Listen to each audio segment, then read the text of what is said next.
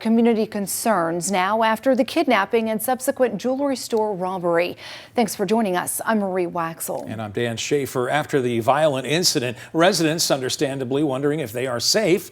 WAAY 31 reporter Paige Meyer is live from Guntersville right now. Paige, you've spoken to law enforcement about their concerns. What are you hearing from local residents?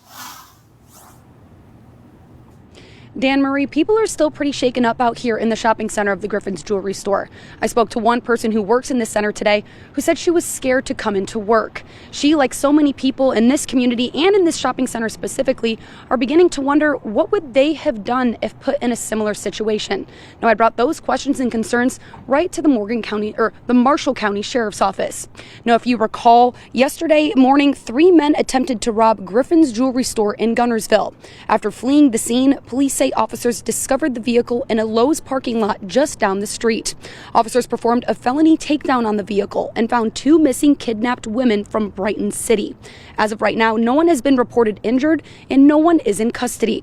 Deputy TJ Franks with the Marshall County Sheriff's Office has been in law enforcement since 2018. She says in a general sense, if someone is committing a crime and they ask you to do something, like go with them, for instance, there are a few factors you should consider. Number 1, are you in a busy or rural area? If you're in a busy area, you have the opportunity to run, scream, fight, or hide. Anything to try to get away.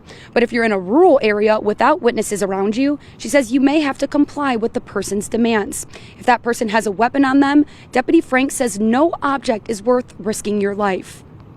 It can go south really quickly if you try to argue with them, if you try to, dominate them at that point. If they have a weapon pointed at you, comply with them because your life is not worth the items that you're going to give them. Deputy Frank says just because a weapon isn't pointed at you, that doesn't mean someone doesn't have something that could hurt you. She suggests responsible citizens to have a weapon on them whenever they can because you never know what can happen.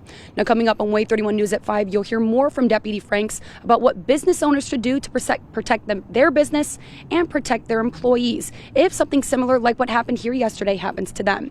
For now, reporting live in Guntersville with coverage you can count on. Paige Meyer, WAAY 31 News.